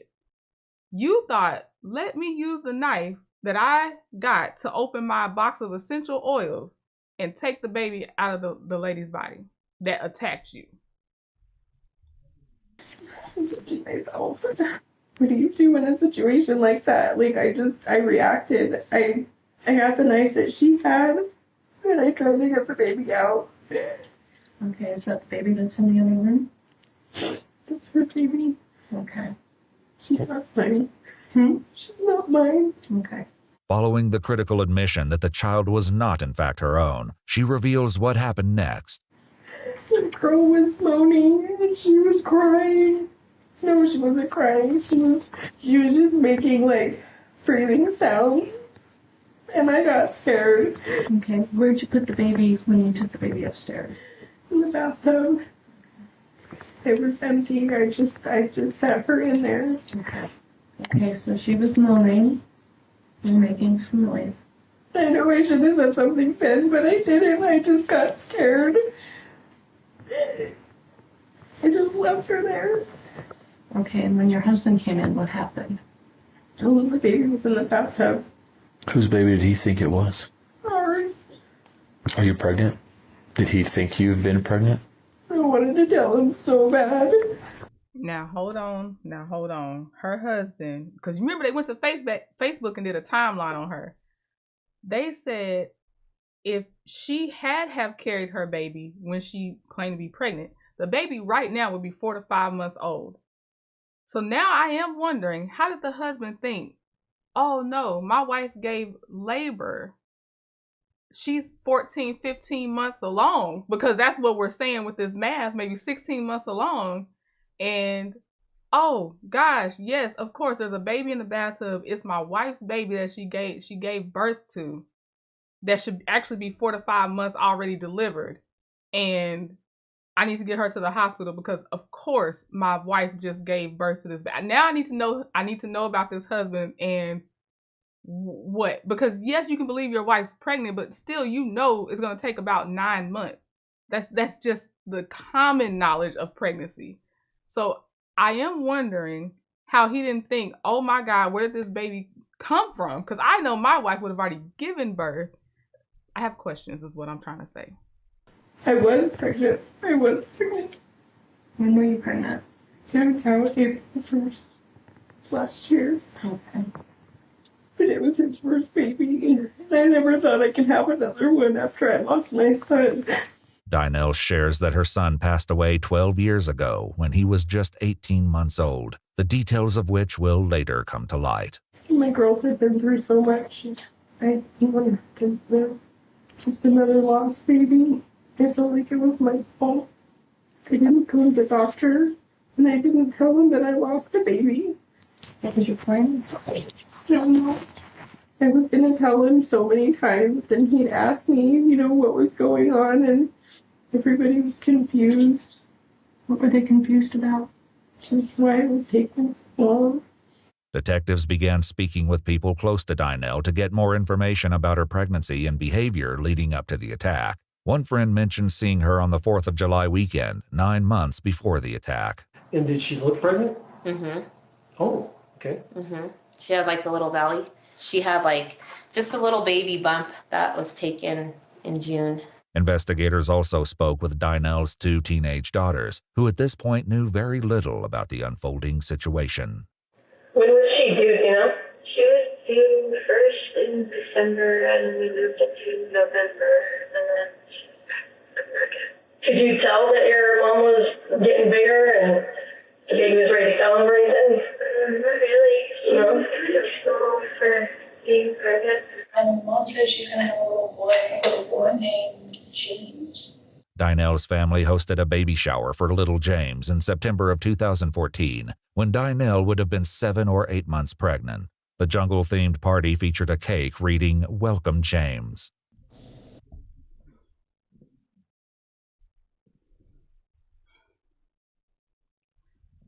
They had a baby shower where she only had a month or 2 left to go.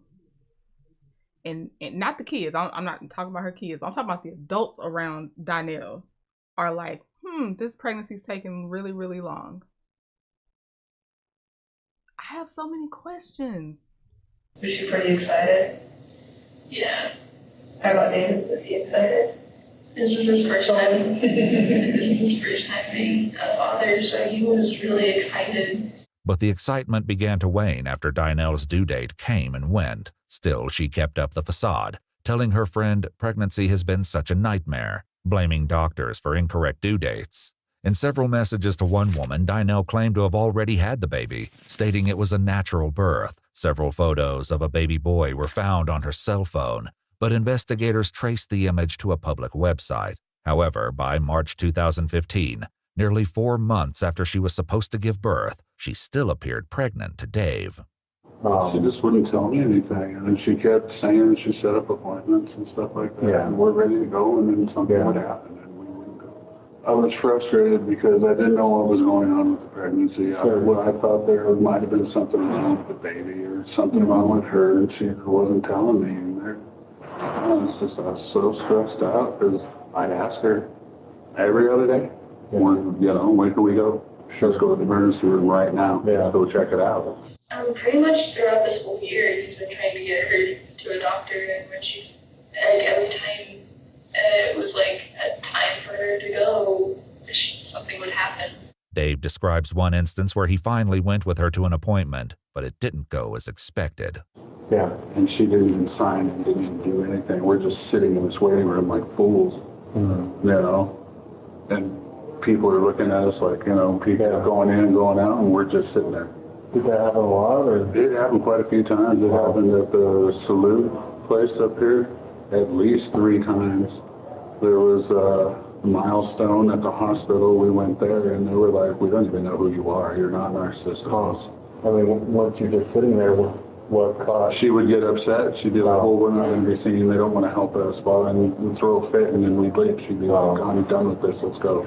After they left the appointment, Dinell returned the same night, but this time, she went alone. And they came back and showed me the wristband from the emergency room so that she could prove to me that she went. Yeah. And then she had a recording of a heartbeat on the phone, and she was like, this is our son's heartbeat. And told me it was 128 beats a minute. This is it. And I listened to that thing for days. Yeah. And I was like, what's going on? Yeah. One thing I'd like to know is, if she was ever pregnant at any point in the last year. The answer to Dave's question may remain unanswered, and a shocking revelation from one of her friends only deepens the mystery. Did you ever know her to have any other miscarriages? No. Like, after all this has happened, I feel like we put a lot on her. And maybe it's just a friend feeling guilty, but, we made this baby to be, the miracle baby because she couldn't have the kids. You know what I mean? Like, died, like she wanted another one and she couldn't, like she was fixed. You knew she had the, she was fixed? One of her 2 ex-husbands, Chris, also shared this claim with investigators. Did you guys ever talk about having kids? No, because right off the back, she told me that her tubes were tied. So. She told you right off the bat? Yeah, like, well, a couple weeks in or whatever, Okay. yeah, I mean, but. After you were married or when you were? Just still dating. Okay. Yeah. Yeah, and she told me about her son that she lost with her previous ex-husband and everything. Okay. Jason, her first ex-husband and the father of her 2 daughters, shared what happened to their son and how the loss impacted Dynel. He drowned in a pond. It was at their grandparents' house, and she just lost track of him, and he wandered out into the back. And who? Dynel lost track of him? Yeah. Okay, and it was. She was there with them. I was out picking up the swing set with her dad. Okay. And she lost track of him, and he wandered out into the backyard pond and fell in there. And she found him, tried to do CPR. Okay. But we ended up losing him. He was 18 months old. How did Dynel take that? She took it hard. Took it hard. She took it hard. I tried to be as supportive as I could during that time, but you know, that's a mother losing a child. Yeah, totally. It's gonna mess with. Did you notice a real change in her? To be honest with you, yeah. I mean, we ended up divorced. In her interview with investigators, Dynel admitted to having the procedure. Girl stabbed me to get my tubes tight because he didn't want any more children. And it was a few months after that my son died. The weirdest thing was she said it sucked that like her tubes were tied because we would have such a cute baby, and that was about it.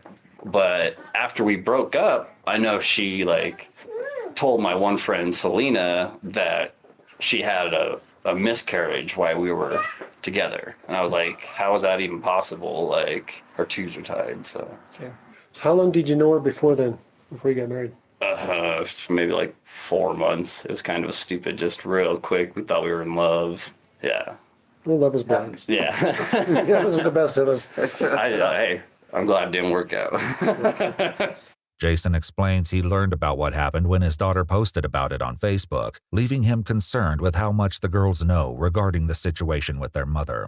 You know, I don't know how much they know now. I would guess they know a fair amount.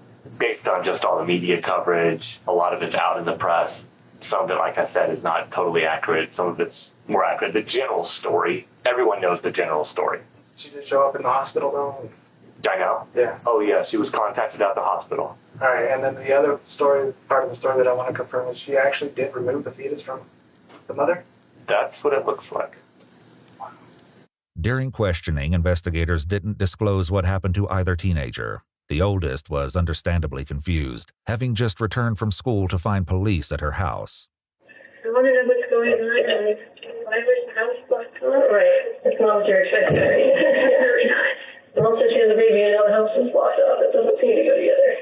It's clear the experience left a deep mark as Dynel's oldest daughter struggled to hold back tears in the interview room. The youngest was left confused, writing in a statement, "This whole thing is pretty weird. I just wish I knew what is happening. I just want to go home and have a normal life again." In addition to speaking with family and friends, investigators attempted to get information from Dynel's co-workers at Once Upon a Child, but the manager confirmed she's never been employed with any of their stores. Wow. Okay, I feel bad for her children. I do wonder when women we've been watching like this, how do they find it easier to take someone else's life and steal their child and risk going to prison and ruining whoever else is in your life, their life, and you have children to take care of, but even if they don't, even if they have no children, how is that easier than telling someone that you had a miscarriage? And maybe you still don't want to tell them, but taking someone else's life is easier?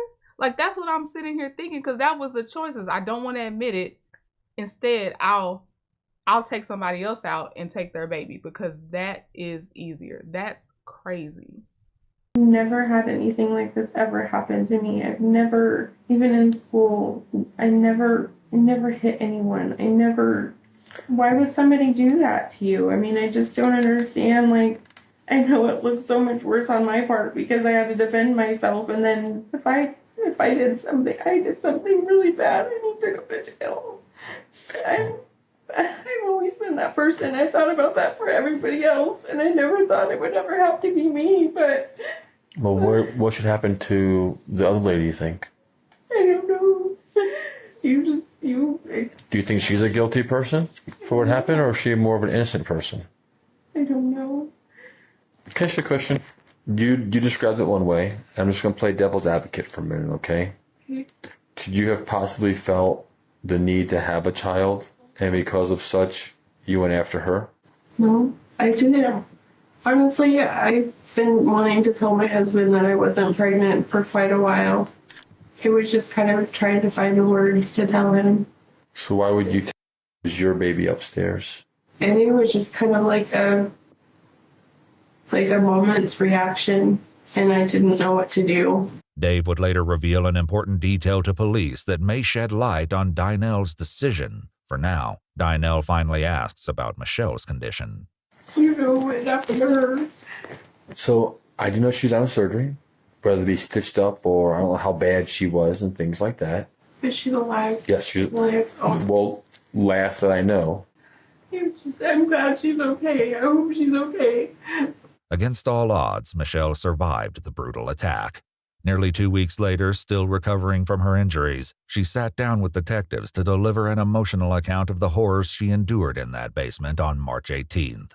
Can tell which rooms are for the suspects and which are for the victims. Actually, I interview my suspects in this room. Really? Mm-hmm. Make them more comfortable. Yes, it works. How are you feeling today? I don't know, it's so unreal. I had a lot of vivid dreams and I just woke up a lot last night. It's like some nights I sleep all the way through and some nights I just wake up a lot. Working through that. It's going to take time. It's not one of those things you get over right away. You'll probably never get over it. You'll get through it. I had a panic attack afterwards, and like really late at night, and like scared the crap out of me. So how's he doing? It's hard to say because like a lot of his energy is dedicated towards like helping me in a lot of ways, but it's like I really want him to come to therapy because it's like both of us. This happened to both of us. Michelle begins by explaining what happened when she first arrived at Dynell's apartment. So when I got there, I didn't really have anything to do. There wasn't a rush, and she talked about how like kind of lonely she was because her daughters would get home from school and didn't want to hang out, and her husband she referred to him as husband a lot. Okay.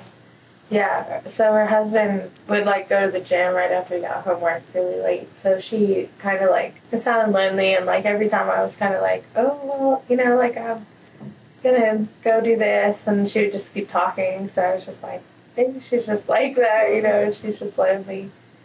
When you're talking, did she say she was pregnant? Or oh yeah, she said it was due any day now, and she like had a belly. I thought she looked really small. Like when I saw her, I thought, man, she's skinny to be like over 9 months pregnant. She said it was due like March 3rd, and that was late, so it was supposed to come any time. She was asking me like if I needed anything, and I said like that we pretty much had it. All we needed was a crib. When you talked about having a girl, do you remember what she said? I just remember her kind of like saying nice things about having girls. She's had 2, and I think she started talking about her girls and how much like, I think she said something like to the effect of like that she liked girls better, that it was like, yeah, I just remember her saying positive things about girls, but I don't remember like specifically what she said. Okay.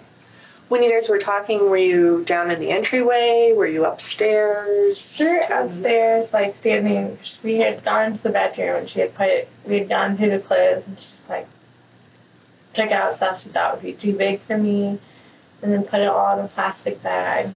Things took a dark turn when Michelle made the decision to leave.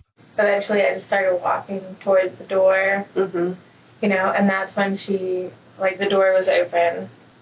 I just feel like such an idiot for not leaving then. Don't beat yourself up over it. Right there. You're right at the door. She actually closed it in front of me and said, "Oh, I think I have some stuff for you downstairs." She like reached over in front of me and closed the door. Let me show you some stuff downstairs. And I think I have some girl clothes. She followed Dinell into the basement, unaware that she would soon be fighting for her life. She actually like looked like she was rummaging through some stuff to find stuff. Yeah, so that's when she was kind of like looking through stuff. And I sort of just started backing out at that point. I was like, no, I really don't need anything. And so I just started like walking out. But it's really nice for you. Thanks for like letting me see your lovely house. This is when Michelle attempted to leave for a second time. So you went back toward the stairs and she was still behind you? Yeah. Do you remember where you were standing when she first hit you in the chest? She hit me from behind. She hit was from behind. Okay. And I asked her, I thought it's like there was like a spider on me or something, because she hit me like really hard with the flat of her palm as I was going up the stairs. Okay. And I'm glad she's alive, because please do not go in people's houses because they're selling something or giving something away for free. If you are a Craigslist person and offer up Facebook Marketplace, meet them away from their territory, number one, if you can, but definitely don't go inside their dwelling, because you don't know people's intentions. Now, I would prefer to meet up in a police station or near the fire department, something like that. I need, or even a well, like in the broad daylight, is high noon, where everybody can see me in the middle of a Walmart parking lot or something. I need to be in public. I need you to be scared because there's too many witnesses. And that's if I'm gonna do it. One time when we were in Texas, Mr. Trending, my mother-in-law, she had her peacemaker with her, and we were in a parking lot. I hope it was daytime, because he be taking too many risks for me sometimes, but I feel like it was daytime. But my mother-in-law, Texans, they gonna have something on them. So she had her peacemaker ready to go in case anything happened. I'm like, I don't even want to be at the point where I feel like I need one though. But that's them, But yeah, just don't go in people's houses. Ashley J said, I remember I used to be a huge Lifetime movie fan, and I swear when I was pregnant, all the movies with stuff like this kept coming on around my due date. I wasn't taking any chances. And no, you can't touch me. I'm with you. It's not happening.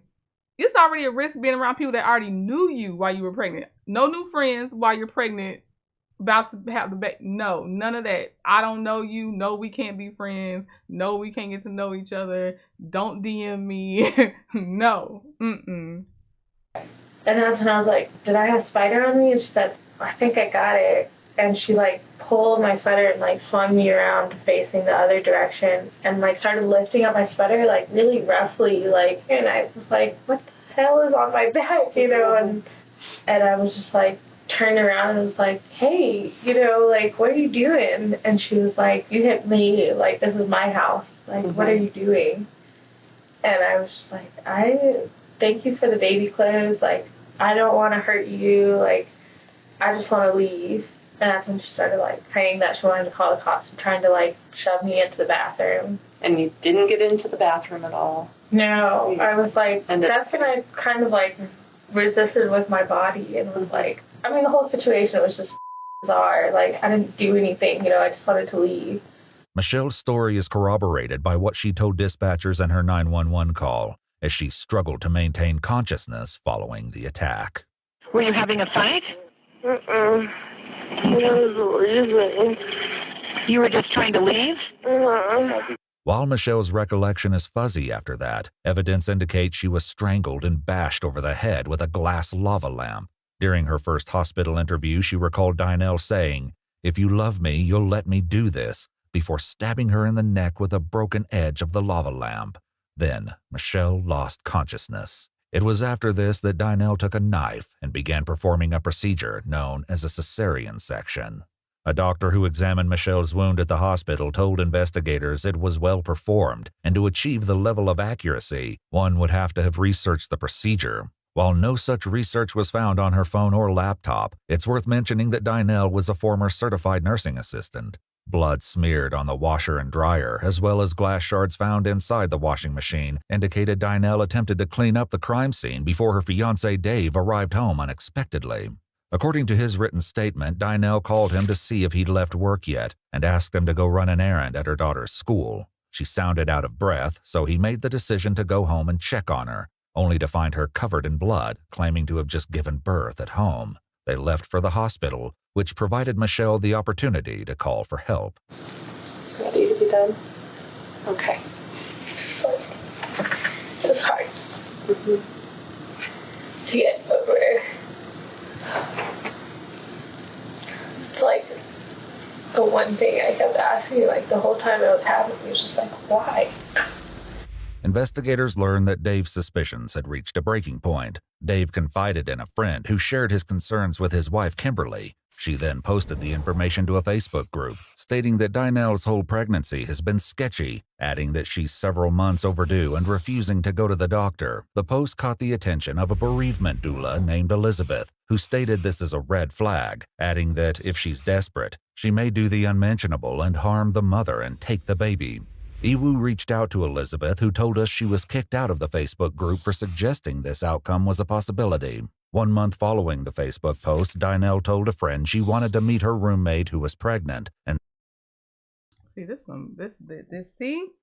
look, Ashley had just put in there, be careful of those mom groups during and after pregnancy. Yep, because if it's fresh, you had a baby, they're taking your baby. If you're still pregnant, obviously they don't care, they're taking your baby. They kicked the one person out, a bereavement doula, out of the group for saying, hey, be cautious. She could try to take someone's baby. And that's who you kick out the mom group? Throw the whole group away. Yeah, I don't trust this stuff. Stopped by their house. However, the roommate wasn't home. It's unclear if she'd been actively searching for a victim at the time. However, one thing was certain, Dynel's time was running out. She messaged a friend on Facebook in late February, revealing that Dave was ready to call it quits. I gave her an ultimatum. I was like, by the 1st of March, I want to go to a doctor's appointment with you. And if that doesn't happen, then I don't know if I can do this anymore. Okay, answer my question. We only got a couple minutes to go, but answer my question about the husband. Did you suspect something? What were you thinking? So he was concerned enough to reach out to a friend, and also put his foot down, his ultimatum, because he just was like something wasn't right. Okay, that's all I needed. I just need to know that he had to realize this is not normal, and you can't. Okay, so his stuff makes sense. So we're just back on Dynel.